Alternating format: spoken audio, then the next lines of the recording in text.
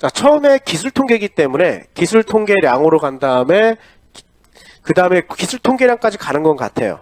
그렇지만 이제 기술 통계로 가는 게 아니라 탐색적, 데이터 탐색이라고 있죠. 데이터 탐색으로 가는 겁니다. 데이터 탐색. 그 다음에 이 부분에서 아까 말씀드렸던 종속 변수라는 걸 여러분들이 선택을 하셔야 돼요. 자, 여기서 종속 변수라는 거는 뭐냐면 여러분들이 궁극적으로 보고 싶은 거예요. 뭐냐면 삶의 태도, 스트레스 또는 행복감을 보고 싶은 거예요. 그게 Y라고 그러죠, 보통. 뭐에 의해서? 성별에 의해서. 그래서 뭐뭐에 의해서 이게 독립 변수입니다. 여기는 요인으로 나왔는데요. 근데 그 요인을 집어넣습니다. 자, 이 상태에서 아까도 말씀드렸듯이 확인을 눌러도 기본적인 정보는 주어집니다. 근데 여기서 조금 한 발짝 더 나가서 여기 도표를 클릭하시면은 어떤 식의 화면이 뜨냐면 이런 식의 화면을 뜨죠. 여기서 뭐냐면 지금 기본적으로 줄기 잎 도표가 그려져 있는데요. 그 밑에 있는 히스토그램을 체크할 수도 있고요. 그 다음에 또 그 밑에 있는 검정과 함께 정규성 도표라는 게 있습니다.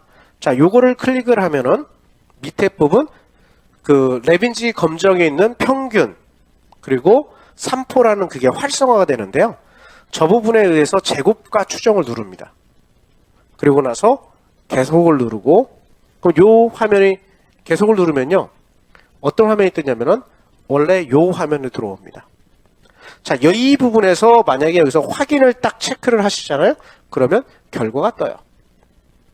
첫 번째 결과는 이렇게 케이스 처리 요약이라고 이렇게 뜹니다. 이게 뭐냐면은 여러분들이 지금 스트레스, 그 다음에 삶의 태도, 그 다음에 행복감이라는 게 있는데 이것들을 성별로 봤을 때 어떻게 나타나는지 보는데 최종 몇 명의 데이터를 사용했는지에 대해서 나타내는 겁니다.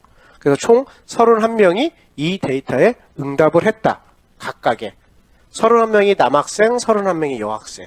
그래서 여학생과 남학생이 각 31명씩 총 62명이 응답을 했다라고 볼 수 있습니다.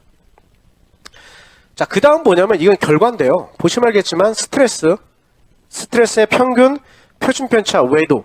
그리고 여기서 자세히 보시면 1이라고 있습니다. 1, 2. 1은 남학생, 2는 여학생. 그래서 성별에 따라서 남학생, 여학생에 따라서 스트레스, 그 다음에 삶의 태도, 그리고 행복감 이렇게 보여줍니다. 자, 지금 제가 보여드린 거는 지금 가장 많이 보편적으로 보는 평균과 표준 편차와 외도, 첨도에 대해서 설명드렸지만요. 여러분들이 뭐를 보는지에 따라서 모프로 절삭 평균이라든지 중위수, 중간값이죠. 분산, 최소값, 최대값, 범위, 사분위 범위 등 다양한 형태의 정보를 살펴볼 수 있습니다. 자, 이 상태에서 딱 보면요. 아까 그 정규성 검증을 두 가지 방법으로 제가 체크한다고 그랬잖아요. 첫 번째는 통계적 검증이고 두 번째는 그 외도와 첨도를 이용한 방법인데요. 아까 제가 한 대로 따라오시면 이 정규성 검증을 바로 통계적 검증으로 보여줍니다. 근데 여러분들이 통계적 검증이 보실 때 두 가지 형태가 나오는데요. 하나는 뭐냐면 콜모그로브라는 검증하고 그 다음에 사피로라는 검증이 나옵니다. 근데 콜모그로브 같은 경우는 비모스 통계에서 많이 쓰는 방법이고요. 그 다음에 사피로 같은 경우는 그 모스 통계에서 많이 쓰는 부분입니다. 그래서 항상 결과가 일치가 되지 않는다는 점 꼭 유념해 두시기 바랍니다. 자, 스트레스와 삶의 태도와 행복감을 보면은 일단 비모스적인 걸로 접근을 하면은 수집한 데이터가 정규 분포를 띈다라고 볼 수가 있습니다. 그렇지만 이 사피로 모스 통계에서 살펴보면은 다른 건 다 괜찮은데 바로 이 부분이죠. 이 부분. 0.031 삶의 태도 1. 남학생한테 얻은 이 삶의 태도에 대한 그 자료는 정규 분포에서 약간 벗어났다라고 이렇게 볼 수도 있습니다. 저렇게 언급을 하게 되니까요. 자, 그 다음에 이 동질성 검진인데 이게 뭐냐면은 나중에 여러분들이 그 독립표본 T 검증을 할 때 각 집단이 분산이 같은지 안 같은지를 검증하는 건데요. 이건 이 기술 통해서도 지금 보실 수가 있으시고요. 아니면은 그 나중에 그 독립표본 T 검증에 가셔도 볼 수도 있습니다. 값은 같게 나타납니다. 보시면 알겠지만 스트레스와 삶의 태도와 행복감 같은 경우는 전부 다 그 유의 확률 쪽으로 보면은 다 괜찮아요. 근데 문제는 뭐냐면 attitude만 바로 0.021, 즉 0.05 수준에서 봤을 때 등분산 과정이 충족되지 않는다. 즉 이건 뭐냐면 삶의 태도 부분에서는요, 남학생과 여학생이 같은 모집단으로 볼 수 없다라고 보는 거죠. 그러면 어떻게 할까요? 가중치를 서로 다르게 줘야 된단 말이에요. 그러면은 웰치라는 통계 기법을 통해 가지고 가중치를 보여주는 건데, 그래서 결과가 나오죠. 자유도를 가지고 가중치를 주는 건 방법이에요.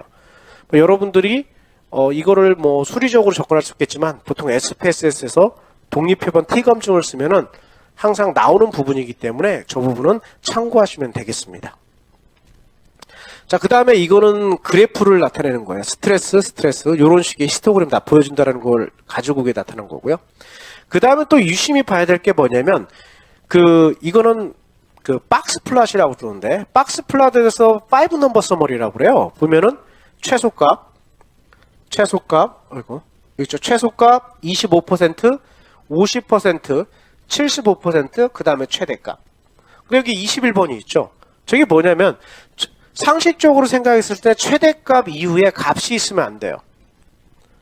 근데 저는 최대값이라고 있는 곳에 21번째 학생이 뭔가 특이하게 뭔가 변화를 보이는 친구예요. 즉 남학생 중에 요 21번 학생은, 남학생 중에 이 21번 학생은 다른 친구보다 점수가 엄청 높은 거예요. 스트레스가 거의 엄청나게 높은 친구예요. 저 친구는.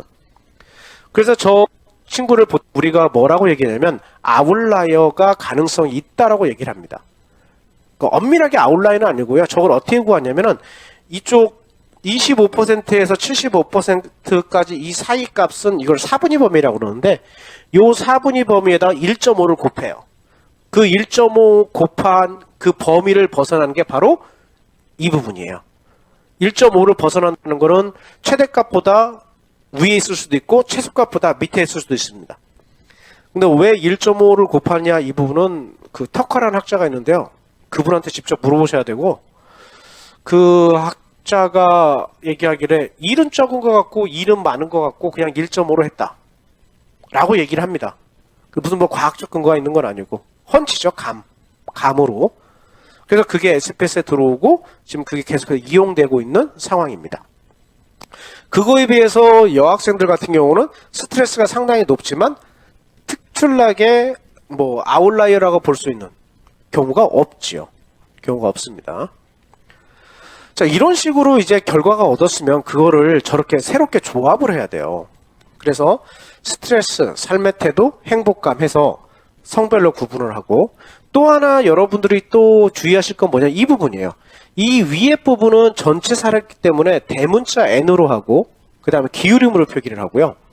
그 다음에 이 부분은 소문자 N으로 해가지고 이렇게 각각의 표기를 합니다. 그래서 여기에 대해서 이제 설명을 하죠. 뭐 스트레스와 삶의 태도, 행복감을 보고 봤더니 뭘까요? 삶의 태도와 행복감은 남학생이 여학생보다 평균이 좀 높은 것 같고, 스트레스 같은 경우는 여학생이 남학생보다 평균이 높다. 그리고 대략 커렌과 웨스트 핀치라는 학자가 제시한 값에 의하면 이 데이터들은 정규 분포를 띈다라고 이렇게 할 수가 있습니다. 자, 지금까지는 기술 통계에서 연속 변수로 측정된 경우를 살펴봤습니다. 자, 다음에는 자료가 비연속으로 측정됐을 때 어떻게 해야